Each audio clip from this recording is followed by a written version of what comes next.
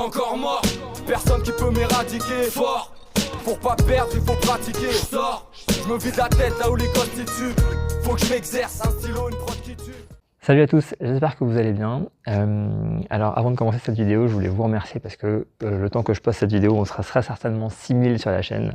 Donc super cool, même si voilà, je fais pas spécialement ça pour ça, ça fait toujours plaisir de voir ce travail apprécié de plus en plus de membres de la communauté.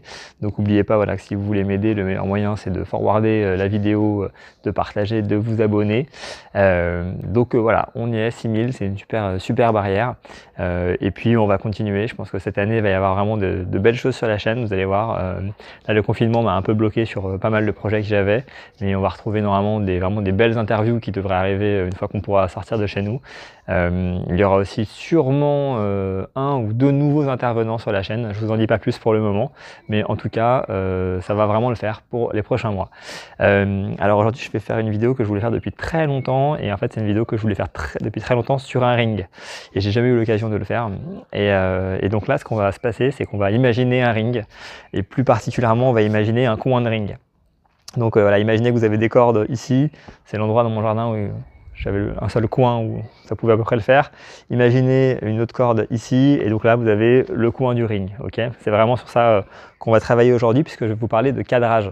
Comment bien cadrer son adversaire, comment éviter de se faire cadrer, à quoi il faut faire attention, comment se déplacer sur le ring, parce que c'est quelque chose que très souvent les débutants voilà, n'y prêtent pas du tout attention, alors que c'est extrêmement important d'avoir conscience de sa place dans le ring. Souvent voilà, on boxe et on se pose aucune question sur où est-ce qu'on se trouve sur le ring. En fait, les débutants font souvent ça. Ils vont boxer de la même manière, qu'ils soient contre cette corde-là ou contre cette corde-là, alors qu'en fait, il y a beaucoup de choses qui vont changer. Donc c'est de ça dont je vais vous parler aujourd'hui. Donc en préambule, avant de vous parler vraiment des déplacements, je vais faire un petit rappel que je fais, quelque chose que j'ai expliqué dans ma toute première vidéo. Je vous rappelle que quand on boxe un adversaire, c'est important de ne pas aller sur sa jambe arrière, qu'il soit gaucher ou droitier. Voilà, moi je suis un droitier, si on était en train de boxer, je serais ici, et je m'attendrais dans vos déplacements que vous partiez plutôt de ce côté-là, parce que si vous vous déplacez de ce côté-là, vous allez être sujet à vous ramasser mon middle jambe arrière, donc qui va partir assez vite et de manière puissante, du moins plus rapide que ma jambe avant, et qui va nécessiter un petit switch kick. Donc évitez d'aller vers mon middle arrière, et c'est pareil, évitez d'aller vers mon point arrière, puisque c'est pareil, voilà, c'est mon coup le plus puissant qui part immédiatement, et en plus si vous vous déplacez vers le coup le plus puissant, bah, vous rajoutez de l'inertie, et donc mécaniquement le coup est encore plus fort. Donc quand on boxe quelqu'un, on s'attend à ce que l'autre aille plutôt du côté de la jambe avant, et c'est plutôt la stratégie à suivre, tourner sur la jambe avant de l'adversaire et jamais sur la jambe arrière de l'adversaire. Et c'est beaucoup de ça dont on va parler dans cette vidéo. Donc je vais tenter au montage de faire apparaître quelqu'un en face de moi, une sorte d'assistant virtuel, pour que vous puissiez un petit peu visualiser ce que je veux dire. Donc ce que j'étais en train de dire tout à l'heure, c'est que vous soyez, donc là rappelez-vous, hein, je suis dans le coin du ring, j'ai des cordes de ce côté-là, des cordes de ce côté-là, c'est vraiment matérialisé par la porte du garage et par le mur. Si je suis en train de boxer mon adversaire et que je suis ici, pourquoi est-ce que c'est pas du tout la même chose que si je suis en train de boxer mon adversaire et que je suis ici? C'est pas la même chose, parce qu'encore une fois, c'est pas la même jambe arrière qui va pouvoir travailler. Quand je suis ici, ok, par rapport à mon adversaire, il y a assez peu de chances que mon adversaire puisse me cadrer dans le coin. On est tous d'accord, se faire mettre dans le coin, c'est vraiment quelque chose à proscrire, à éviter dans la boxe. Mais quand je suis là, j'ai énormément de marge de manœuvre pour travailler avec ma jambe arrière. Simplement parce que je ne suis pas gêné par les cordes. Là, j'ai vraiment toute l'amplitude que je veux, je peux envoyer ma jambe arrière, je peux envoyer mon poing arrière, j'ai de la place pour avancer. C'est plutôt moi qui va être en phase pour cadrer mon adversaire, c'est plutôt moi qui vais pouvoir vraiment engendrer des actions puissantes pour pouvoir aller pousser vers le coin. Tandis que quand je suis là, donc c'est pas un arbre de merde normalement, mais c'est des cordes. Et ben quand je suis là mécaniquement, ma jambe arrière, c'est beaucoup plus compliqué pour l'envoyer. Je suis gêné par les cordes, d'ailleurs je peux pas l'envoyer. Bon, je peux pouvoir travailler mes poings et ma droite, mais bon, mon adversaire, lui, avec sa jambe arrière, va pouvoir, comme je le disais tout à l'heure, me cadrer en se décalant légèrement, en m'emmenant vraiment vers le coin. Je suis beaucoup plus en difficulté là. Donc là, ici, même si je suis dans le coin, enfin près du coin, je ne suis pas dans une position dangereuse, je vais pouvoir en sortir assez facilement, voilà, gêner l'adversaire, et mon sens de déplacement logique, c'est celui-là, puisqu'encore une fois, là, on va considérer que l'adversaire est droitier. Hein. On va faire un truc où soit c'est droitier-droitier, soit c'est gaucher-gaucher. Mais vous pouvez adapter. Hein. Mais là, si je boxe un droitier, sa jambe forte, elle est de ce côté-là. La corde est là. Moi, je peux lui mettre la pression, je peux shooter, je peux être agressif. Et puis, si je sors, ben, je vais sortir du bon côté, tout simplement, et revenir au centre du ring. Donc, j'ai pas de problème. Tandis que si je suis là, et ben là, c'est autre chose. Parce que si jamais je veux sortir du coin, et ben, je vais sortir du mauvais côté. Donc lui, il va avoir tendance à m'attendre avec un crochet indirect ou un middle, un genou. Enfin, il peut vraiment me saisir. Et mécaniquement, je vais aussi me retrouver très rapidement piégé dans le coin arrière du ring, ici, où je vais pouvoir après être en difficulté parce que, voilà, rappelez-vous, être dans le coin, c'est jamais une bonne chose. Donc attention, selon où vous vous trouvez, c'est vraiment pas grand-chose, mais de ce côté-là, tout va bien. De ce côté-là, ça va beaucoup moins bien. Et donc là, vous devez rapidement vous rendre compte que on va avancer un petit peu, on va considérer que je suis au milieu du ring là. Donc le coin est encore loin. Voilà, les deux boxeurs, on va se retrouver dans cette situation-là, on va être au milieu de la corde, il va y avoir, je sais pas, 1m50 derrière moi, 1m50 derrière mon adversaire. Et bien là, je suis plus en danger que mon adversaire. Et donc là, ce qu'il va falloir faire, c'est immédiatement sortir de là. Parce que si vous ne sortez pas, l'action va se passer. Votre adversaire, il va démarrer en règle générale une action forte avec jambe arrière, poing arrière. Il va en plus vouloir se désaxer pour reprendre le centre du ring. Et assez facilement, il va venir là, il va vous mettre la pression, il va vous emmener dans le coin. Donc, ce qu'il faut faire, c'est pas réagir trop tard. Parce que si vous réagissez trop tard, vous êtes là, il vous reste plus que là, cet endroit-là pour sortir. Donc vous allez décaler du mauvais côté et l'adversaire, il va vous attendre direct, middle ou crochet ou coup fort de sa partie arrière. Et donc, il va vous percuter plein pot. Donc, ce qu'il va falloir faire à ce moment-là, c'est ici, réaliser, je suis au centre du ring, j'ai un peu de place derrière moi, néanmoins, je suis du mauvais côté, là, je vais me faire percuter.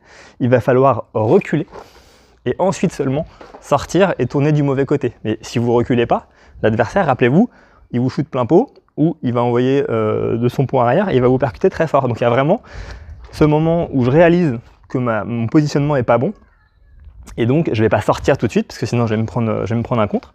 Je vais plutôt céder 1 mètre, même pas 1 mètre, hein, c'est juste décaler, casser un peu de distance, reculer légèrement, laisser un peu de distance, hop, un pas, j'ai reculé, et tout de suite je ressors, et je recadre, et là je reviens au centre du ring. Et vous recadrez l'adversaire, et potentiellement si vous l'avez bien fait, vous pouvez après vous revenir offensif, ok, pour essayer cette fois-ci, c'est de vraiment pouvoir le pousser dans le coin. Donc vous passez d'une situation qui peut être un peu délicate, puisque vous êtes en train de vous faire emmener dans le coin, à un truc où vous êtes sorti, vous avez bien recalé, et du coup l'adversaire, lui, il n'a pas encore trop bougé, et vous pouvez démarrer vous, avec éventuellement votre jambe arrière, pour le pousser dans le coin du ring. Donc ça rejoint un petit peu la partie de cadrage, comment cadrer son adversaire, ce dont je vous parlais tout à l'heure. Cadrer son adversaire, c'est quoi? C'est une notion qui peut sembler floue à un débutant, parce qu'on dit cadrer l'adversaire, ça veut dire quoi? C'est être offensif, machin. Non, cadrer son adversaire, c'est l'emmener où vous le souhaitez. Et donc pour emmener un adversaire où est-ce qu'on le souhaite, déjà, on va le garder bien dans sa garde. Quand je dis dans sa garde, ça veut dire que, vous vous rappelez, je vous rappelle toujours les notions que j'ai expliquées lors de mes premières vidéos, mais je considère que l'adversaire se met toujours à midi par rapport à votre hanche et à vos épaules. Votre jambe gauche, elle va pointer vers 11h. Votre jambe droite, elle va pointer vers 13-14h. Et donc, vous faites bien face à l'adversaire, vos jambes bien légèrement en canard, comme je dis, pour pouvoir être prêt à bloquer. Et est-ce que vous ayez juste à lever les jambes pour vos blocages? Encore une fois, tout ça, c'est expliqué dans ma première vidéo qui s'appelle la garde et les blocages. Mais donc, une fois que vous êtes dans cette position-là, ce qui est important, c'est de garder l'adversaire entre vos pieds. Si vous tirez une ligne imaginaire qui part tout droit depuis vos pieds, votre adversaire ne doit jamais toucher ces lignes et rester là-dedans. Et en fait, cadrer l'adversaire, ça va être l'emmener où vous le voulez, en le gardant dans cette zone-là. Et donc, en le gardant dans cette zone-là, en restant bien face à lui, en utilisant votre coup puissant, enfin, ça peut être une bonne jambe gauche, hein, j'ai pas de soucis, aux fonctions que vous vous trouvez sur le ring, ça va être l'emmener là où vous voulez.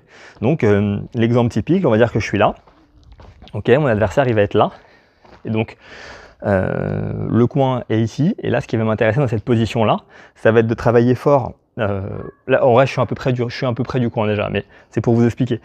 Là je vais vouloir cadrer mon adversaire, je vais vouloir l'emmener dans le coin, donc je vais le garder bien face à moi entre mes pieds, ok. Et là je vais envoyer plutôt des middle forts en arrière ou des crochets exagérément larges du poing arrière pour pouvoir le faire tourner, hop, toujours rester bien face à lui et l'emmener justement, hop, de ce côté-là pour pouvoir le mettre dans le coin. Une fois qu'il est dans le coin, évidemment, là je peux enchaîner des coups puissants et faire du travail de sape et travailler fort et sans qu'il puisse se déplacer ou reculer. Donc c'est extrêmement intéressant. Puisque je parle de reculer, je continue avec ça. Je vous ai expliqué tout à l'heure comment sortir du coin, sortir d'une situation un peu délicate en reculant pour après pouvoir tourner du côté arrière, sur le côté arrière de l'adversaire sans se prendre un contre. C'est exactement la même chose quand vous êtes dos aux cordes. Vous êtes en train de boxer, votre adversaire il est en train de vous pousser fort. Alors déjà, idéalement, on va tourner plutôt sur son côté avant. Hein. On va essayer de sortir des cordes, laisser un peu de terrain et sortir sur son côté avant. Attention, dans ces cas-là, souvent quand l'adversaire il est offensif, qu'on est en train de céder du terrain et qu'on commence à tourner, souvent le coup qui vient le premier, c'est le crochet gauche, okay, enfin, dans le cas droitier-droitier. Donc, quand vous allez laisser du terrain et sortir, levez bien votre main droite parce que souvent le crochet gauche, c'est le coup qui peut venir fort et vite et mettre KO. Donc, on sort ici et tout de suite, on décale pour pas mettre le dos aux cordes. Ça, c'est très important. Dès qu'on sent qu'on arrive au niveau des cordes, un peu avant, on commence déjà à orienter sa boxe pour pouvoir céder un tout petit peu de terrain et sortir très vite. Si jamais on est un peu de biais et sortir vers la droite, ça n'a pas de sens. Si j'étais en train de boxer ici, que l'adversaire me mettait de la pression là, ça n'aurait pas de sens d'aller me foutre dans les cordes directement. C'est pas encore, je vais encore me retrouver dos aux cordes et c'est pas bon. Là, je vais sortir du mauvais côté. Si j'ai l'occasion de laisser un peu de place, reculer légèrement pour essayer d'éviter le point arrière ou la jambe arrière, je vais le faire. Si jamais c'est compliqué, eh ben, il va falloir aller sur la jambe arrière, mais là, vous pouvez être certain que l'adversaire il va travailler. Donc du coup, on fait une sortie où on est vraiment prêt à recevoir un middle ou un bras droit. Donc voilà, tout ça pour vous dire que votre position sur le ring, elle doit impacter de manière forte votre manière de boxer. Vous allez passer dans un mode beaucoup plus défensif ou beaucoup plus offensif selon où est-ce que vous vous trouvez sur le ring. Et c'est important, quand je boxe avec des débutants, parfois ça m'arrête de dire on arrête, stop, t'es où sur le ring? Et puis hop, parfois le mec il se rend compte que il sait pas trop où il est, quoi. Enfin, il se rend pas trop compte de la distance qu'il a vis-à-vis des cordes qui sont derrière lui. Et ça c'est vraiment important, vous devez savoir où est-ce que vous vous trouvez sur le ring. Donc voilà, il y a beaucoup de choses à dire sur le cadrage, sur le déplacement. Je vais m'arrêter là pour aujourd'hui parce que j'ai pas beaucoup plus de temps. Mais je pense que voilà, c'est les premières notions à aborder et à essayer d'avoir en tête quand vous faites du sparring. C'est vraiment celle dont je viens de parler. J'y reviendrai peut-être plus tard dans une autre vidéo. En tout cas voilà, j'espère que ça vous a plu et je vous dis à bientôt pour une prochaine vidéo.